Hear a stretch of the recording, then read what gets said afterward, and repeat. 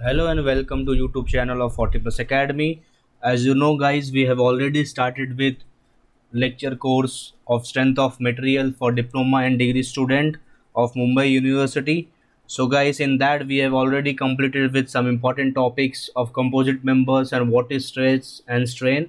If you have not seen that videos, on the right side you can see the I button. You will press that button, then you can easily go to that link. Okay guys, so today we are going to important with start with a very important topic, that is nothing but first of all we are going to start with the first topic that is Poisson's ratio. Poisson's ratio start करना है आज.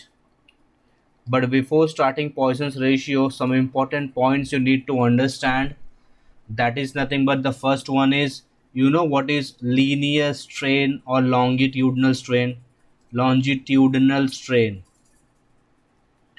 ये होता क्या है, पहले ये समझ लो और फिर उसके बाद हम लोग समझेंगे लैटरल स्ट्रेन. ये दो तरह के स्ट्रेन आपको पता होने चाहिए. अब ये जो लॉन्गिट्यूडनल स्ट्रेन है, इसी को हम लोग लीनियर स्ट्रेन भी बोलते हैं. इसको हम लोग लीनियर स्ट्रेन भी बोलते हैं. तो ज़रा ध्यान देना यहाँ पे, लॉन्गिट्यूडनल स्ट्रेन क्या होता है ये मैंने पहले भी आपको सिखाया है हमारे जो टाइप्स ऑफ स्ट्रेस के वीडियो है. तो लॉन्गिट्यूडनल स्ट्रेस मैं आपको बता देता हूँ. जैसे कि अभी सिंपल सी बात है, एक स्टील रॉड ले लेते हैं हम लोग. This is a rod. Now I am applying force to this rod. Force apply किया, या फिर ऐसा बोल सकते हैं लोड अप्लाई कर दिया. दोनों साइड सेम ही लोड है, ठीक है. तो अभी इस केस में क्या होने वाला है, यहाँ पे ज़रा ध्यान से देखना, काफ़ी इंपॉर्टेंट पार्ट है ये. तो थोड़ा सा अगर मैं देखूँ, अगर इसको जैसे मैं लोड अप्लाई करूँगा P, so what will happen, ये थोड़ा एलोंगेट हो जाएगा, इसका लेंथ बढ़ जाएगा. लेकिन एक चीज़ है, जब इसका लेंथ बढ़ रहा है तो इसका डायमीटर भी कम हो रहा है. ज़रा ध्यान से समझ लो इसको. इसका लेंथ बढ़ रहा है तो इसका डायमीटर कम होगा. तो जो लेंथ इंक्रीज इन लेंथ है, इसको बोलते हैं लॉन्गिट्यूडनल या फिर लीनियर डायमेंशन. क्या बोलते हैं? Linear dimension. हम along the X axis increment decrement हो रहा है, तो this is called as linear strain. तो लीनियर स्ट्रेन को हम डिनोट करते हैं, linear strain is denoted by delta L upon L. Delta L is the change in length and L is the original length. ये हमने previous lectures में किया है. लेकिन इस पॉइंट में पॉइसन्स रेशियो में कुछ इंपॉर्टेंट चीज़ है, और ये हम लोग को समझना पड़ेगा काफ़ी अच्छे से. और ये चीज़ है कि अगर हम लोग किसी भी रॉड का लेंथ अगर मैं इंक्रीज़ करता हूँ, ये हमारा रॉड है, अगर इसका लेंथ इंक्रीज़ होता है तो इसका डायमीटर कम होगा. ये बहुत इंपॉर्टेंट पार्ट है. ये देखो आप, इसका लेंथ बढ़ गया लेकिन इसका क्या कम हुआ है, डायमीटर. ये पतला हो गया, लेंथ इंक्रीज होगा, इसका डायमीटर क्या हो जाता है, कम हो जाता है. तो changes along the length, changes along x axis, इसको बोलते हैं लीनियर स्ट्रेन. और जो चेंजेस अलोंग वाई एक्सिस आ रहा है, मतलब वर्टिकल चेंजेस, इसको बोलते हैं लैटरल चेंज. क्या बोलते हैं? Lateral change. तो एक चीज़ याद होना चाहिए, what is lateral change? Lateral change is nothing but change in diameter, change in width, change in thickness. ये तीन चीज़ मोस्टली हम लोग उसमें लेते हैं. Understood everyone? सो मैं इन शॉर्ट अगर फॉर्मूला बता दूँ लैटरल स्ट्रेन का फॉर्मूला मैं बता दूँ, तो आप लोग याद रखना कि delta D upon capital D, ऐसा बोल सकते हो आप. मतलब what is delta D? Delta D is nothing but change in diameter. And what is capital D? This is the original diameter. Capital D is the original diameter. Now let us understand one thing. Here we are going to get minus also. यहाँ पे हमको minus भी मिलेगा, but यहाँ पे हमको plus मिला था. क्यों? बहुत ध्यान से समझो चीज़ों को. When there is increase in the length,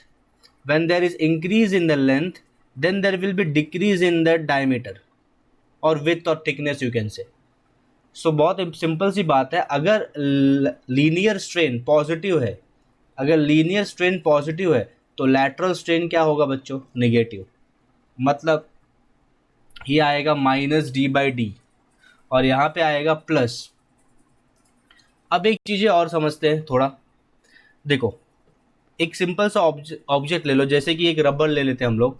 rubber को आप खींचो जोर से। जब आप रबर को खींचोगे तो आप देखोगे कि उसका लेंथ इंक्रीज हो रहा है। सिंपल सी बात, लेंथ इंक्रीज हो रहा है, लेकिन उसका क्या कम हो रहा है? डायमीटर। तो आप जितना ज़्यादा रबर को खींचोगे उतना ही ज़्यादा उसका डायमीटर क्या होगा? कम होगा। सिंपल सी बात है, रबर को आप जितना ज़्यादा खींचते रहते हो, ये एग्जाम्पल बहुत बेस्ट एग्जाम्पल है, अच्छे से समझ लो ज़रा। लेंथ उसका बढ़ रहा है उतना ही डायमीटर कम हो रहा है। डायमीटर बोलेंगे तो लैटरल स्ट्रेन। ओके, तो सिंपल सी बात है, आप किसी भी ऑब्जेक्ट को जितना एलोंगेट करोगे उतना ही वो पतला होता है। बरोबर, यही पॉइजन्स रेशियो है। पॉइजन्स ने यही बोला, according to Poisson's you need to understand. Poisson ने क्या बोला? ठीक है, लीनियर स्ट्रेन, पॉइजन्स रेशियो का डेफिनेशन देखते हैं, स्टेटमेंट देखते हैं पहले। आज स्टेटमेंट आपको एग्जाम में लिखना पड़ेगा पॉइजन्स रेशियो का, तो काफ़ी अच्छे से पॉइजन्स रेशियो का स्टेटमेंट समझ लो। Okay guys, so according to poisons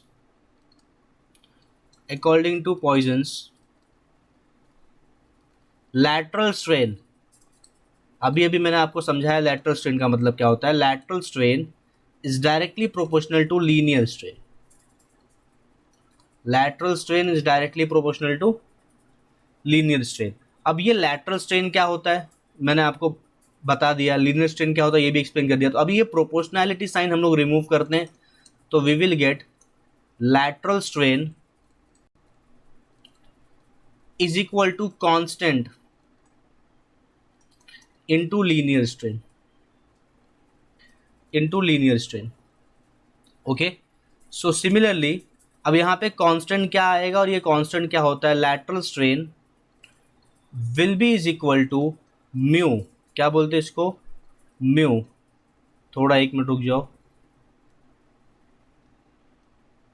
mu times linear strain. So this is your formula.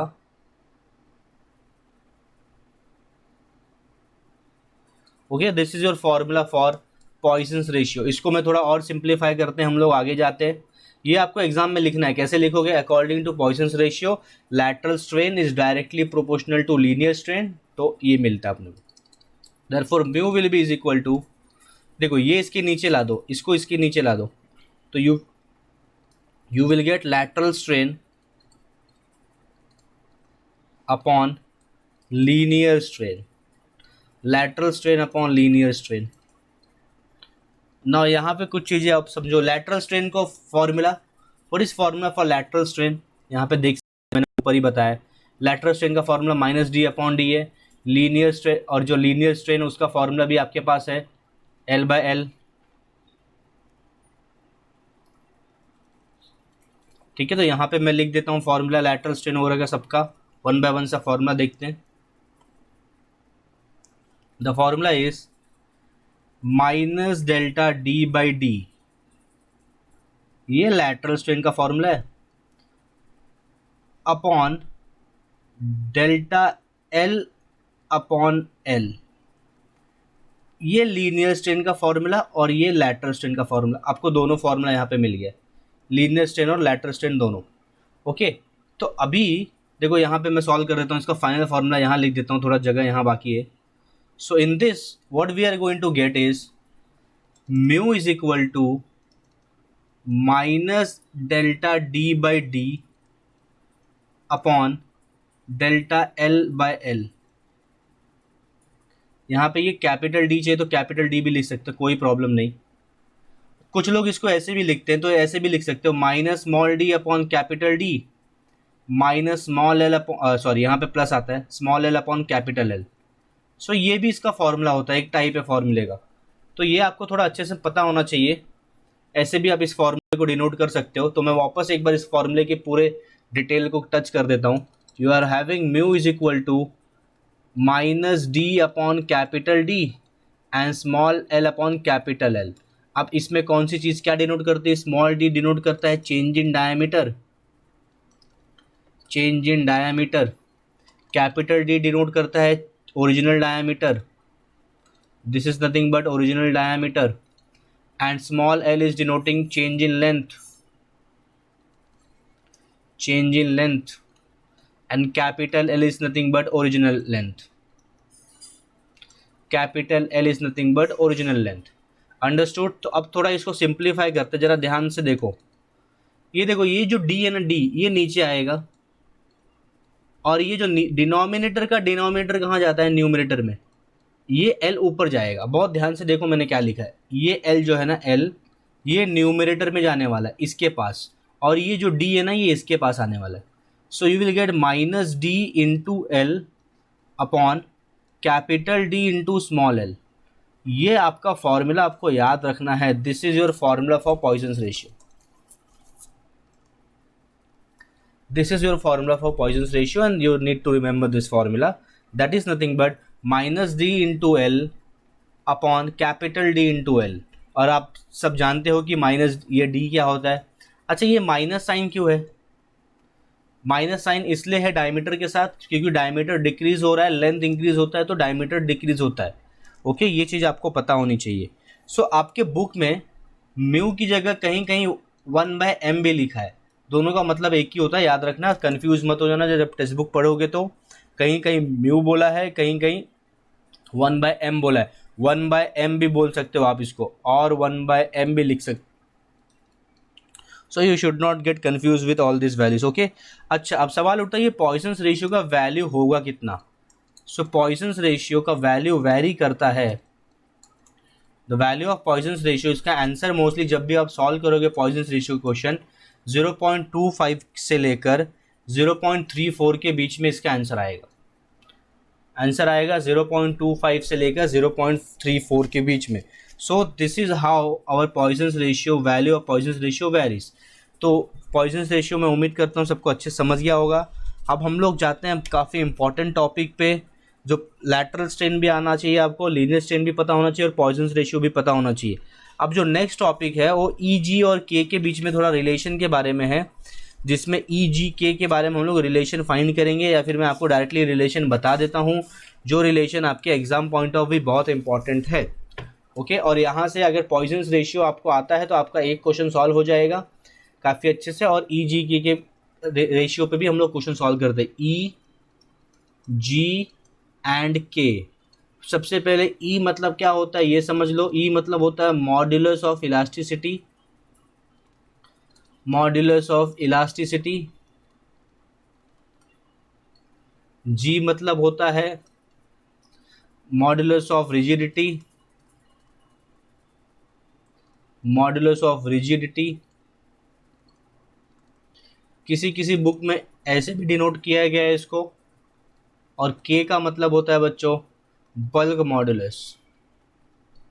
के का मतलब होता है बल्क मॉडुलस। अब इसमें दो फॉर्मूला आपको याद रखना है। ये दो फॉर्मूला आपको एग्जाम में पक्का 110% 4 मार्क्स पक्का दिलाएगा। सिर्फ ये दो फॉर्मूला आपको याद रखो, 2 से 3। Is equal to 2g 1 plus mu. Second formula E is equal to 3k 1 minus 2 mu.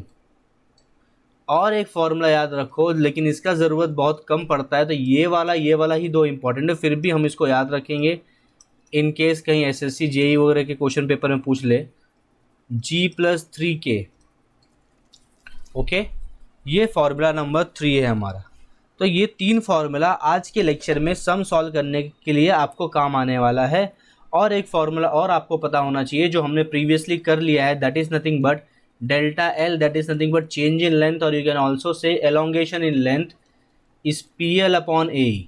Change in length और एलोंगेशन इन लेंथ को हम लोग बच्चों बोलते हैं P L upon A. So this are the some points that you should remember, this are the some formulas that you should remember, and if you are able to understand and remember this formula, you can quite easily solve one question of Poisson's ratio।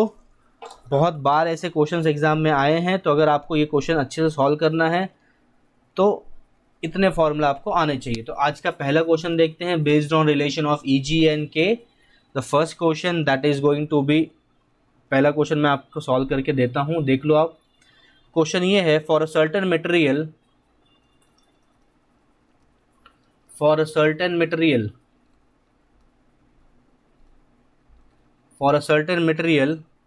modulus of elasticity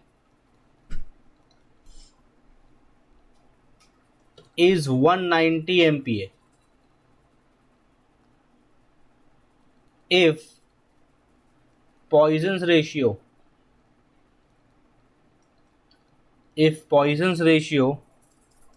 is 0.35. calculate the modulus of rigidity and bulk modulus and bulk modulus. ये 4 number का question है, आपके paper में बहुत बार आया है diploma वाले बच्चों, तो इसको ज़रा अच्छे से देख लेते हैं। 4 मार्क्स ये आपको देता है। थोड़ा सॉल्यूशन देखो ज़रा इसका क्या क्या सबसे पहले डेटा दिया है वो आपको पता होना चाहिए। मॉडुलस ऑफ इलास्टिसिटी दिया है, that is E is equal to, यहाँ पे देख सकते हो आप, modulus of elasticity is 190 MPa। 190 MPa में ही इसको रखना है, इसको कन्वर्ट करना नहीं है। और MPa का दूसरा मतलब होता है न्यूटन पर mm², so this is quite good. और म्यू का वैल्यू होता है 0.35। ये देखो यहाँ क्वेश्चन दिया है, पॉइजन्स रेशियो मतलब म्यू। सो 2 वैल्यू आपको दिया है, आपको कैलकुलेट करना है modulus of rigidity. So modulus of rigidity मतलब आपको जी फाइंड करना है, और आपको बच्चों के की value, bulk modulus of rigidity मतलब जी फाइंड करना है, और बल्क मॉडुलस मतलब you have to find out the value of K. So this are the 2 values that you have to calculate. तो let me tell you, you know this formula is equal to 2g 1 plus mu. ये देख लो ऊपर ही आपके formula है, is equal to 2g 1 plus mu. E is equal to 2g 1 plus mu मैंने अभी अभी बताया। ये 4 फॉर्मूला आपको पता होने चाहिए अगर आपको ई जी के रिलेशन के बेस्ड पे क्वेश्चन सॉल्व करने हैं एग्जाम में। तो आपको यहाँ से क्या चाहिए, जी की वैल्यू चाहिए ना। देखो सिंपल सी लॉजिक याद रखो, जो वैल्यू अपने को चाहिए उसको अकेला रखो, मतलब कीप जी अलोन। क्या करोगे, 2 को ई के नीचे लेके जाओ और 1 प्लस म्यू को भी ई के नीचे लेके जाओ, तो जी बचेगा ना सिर्फ, तो सिर्फ जी बचेगा। G will be E upon 2 1 plus mu. So what is value of E, E की वैल्यू 190 दी है, 2 इंटू 1 प्लस म्यू का वैल्यू 0.35 दी है। जैसे आप कैल्शियम में इसको पुट करोगे, then you are going to get your answer for G, that is nothing but 70.37 MPa। ये आपको जी का वैल्यू मिलेगा। जरा यूनिट एक बार ध्यान से देख लो, ई का जो यूनिट था ये 190 जो था ये MPa में था। आप देख सकते हो 190 की वैल्यू MPa में था, इसलिए जी का आंसर भी आएगा। सो जी का आंसर भी MPa में आ गया। अब नेक्स्ट आपको क्या चाहिए, आपको ये पता है E is equal to 3k 1 minus 2 mu. Okay, therefore I can say k will be is equal to, k चाहिए ना k, तो E को इसके नीचे लेके जाओ और इसको भी इसके नीचे लेके जाओ, सेम जो यहाँ पे किया हुआ यहाँ पे भी करना है। तो E is equal to 3 1 minus 2 mu. So this is nothing but k is equal to, E की value is 190 upon 3 into 1 minus 2 into 0.35। आप इसको कैलकुलेटर में जैसे वैल्यू पुट करोगे k का, तो आपको मिलेगा 211.11 MPa। अंडरस्टूड गाइस, ये बहुत इंपॉर्टेंट चीज़ है, इसको ध्यान से समझ लो। तो आपको क्या क्या चाहिए था, मॉडुलस ऑफ रिजिडिटी मिल गया, बल्क मॉडुलस, ये देखो ये आपका बल्क मॉडुलस आपको मिल गया। सो अगर ये 4 फॉर्मूला याद रहेगा तो क्वेश्चन सॉल्व करने में आपको कोई भी प्रॉब्लम नहीं होगा। So you have to remember just one thing, that 4 formulas are quite important. अब थोड़ा और आगे बढ़ते हैं, कुछ और चीज़ें फाइंड करते हैं हम लोग यहाँ पे। दूसरे एक देखा था क्वेश्चन और सॉल्व करते हैं इसी के ऊपर बेस्ड, मैं आपके बुक से ले लेता हूँ। ओके, सेम ऐसा ही टाइप का एक क्वेश्चन है जो भी काफ़ी बहुत बार एग्जाम में आ चुका है। So we will first find out those values, then we will move further. Okay, एक नया क्वेश्चन ले लेते हैं। Next question, for a given material, question number 2, for a given material E is equal to 110 GPA। देखो unit जरा ध्यान देना, GPA में दिया है। Next G is equal to 43 GPA। थोड़ा यूनिट पे ध्यान देंगे क्योंकि यूनिट बहुत काम आने वाला है अपने यहाँ पे चेंजेस करने हैं। Find the bulk modulus, find the bulk modulus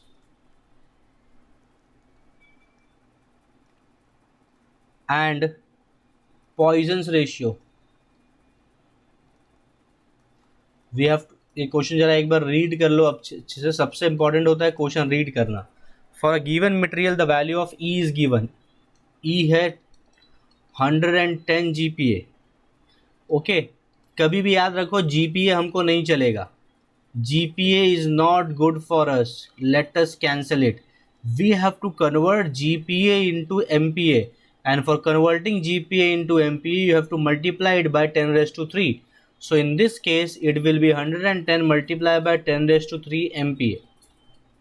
Understood?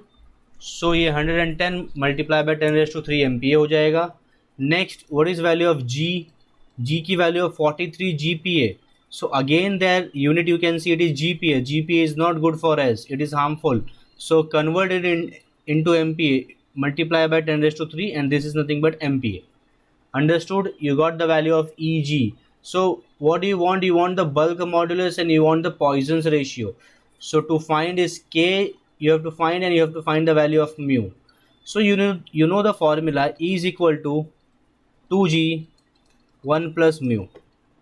This is your formula. Let us substitute the values. Value of E is 110 into 10 raised to 3. Value of G is 43 into 10 raised to 3. 1 plus mu as it is. Because we want the value of mu. Mu is not given to us.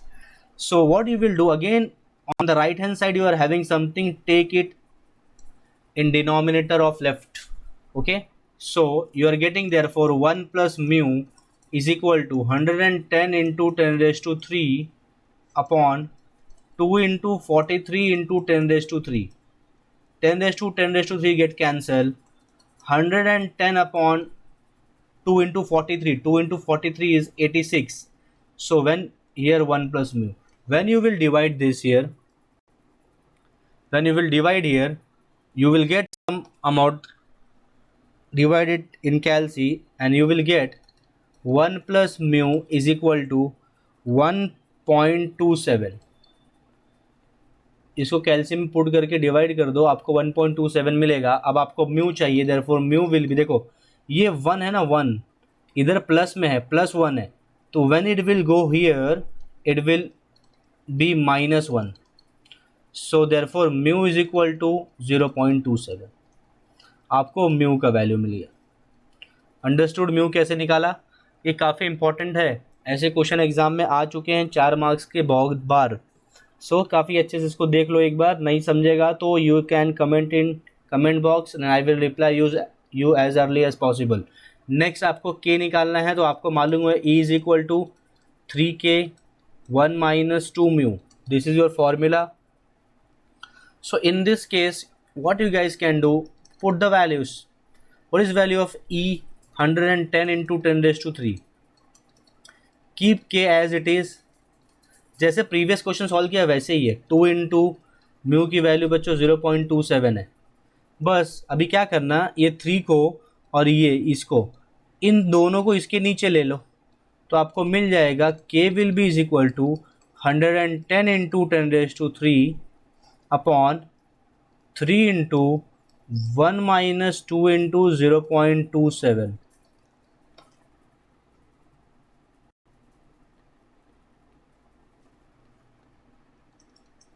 So K की वैल्यू, इसको calcium में put करेंगे, quite easily you will get the value of K। हाँ लेकिन एक चीज़ याद रखना, ये वैल्यू पुट करने से पहले ब्रैकेट यूज़ करना, ये ब्रैकेट कैल्शियम में पुट करना। Okay guys, so you will get the value of K when you will substitute this in calci as 79.7 GPA।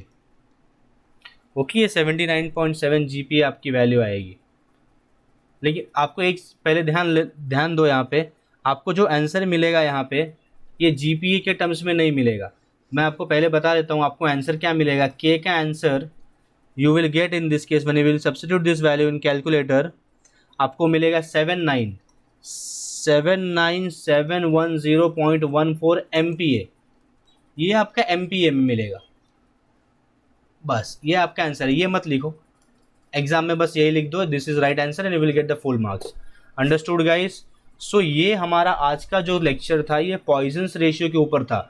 तो हमने पहले क्या किया, सबसे पहले पॉइजन्स रेशियो किया, फिर हमने दो फार्मूला किया EG और K वाला। देखो ये 4 फार्मूला याद होना चाहिए। पॉइजन्स रेशियो सबसे पहले किया, स्टेटमेंट ऑफ पॉइजन्स रेशियो किया। According to Poisson's ratio lateral strain is directly proportional to linear strain, और हमने ये फार्मूला बनाया। ये फार्मूला आप देख सकते हो, ये फार्मूला हमने बनाया। अंडरस्टूड? ये फार्मूला आपको पता होना चाहिए। So finally this we come to end of this lecture. लेकिन इसके पहले भी हमने कुछ 4-5 लेक्चर अपलोड किए हैं, प्लेलिस्ट में जाके आप चेक कर सकते हो। So guys thank you very much. We will meet once again with next lecture, and in coming next lecture we are going to solve some more extra sums based on E, G and K.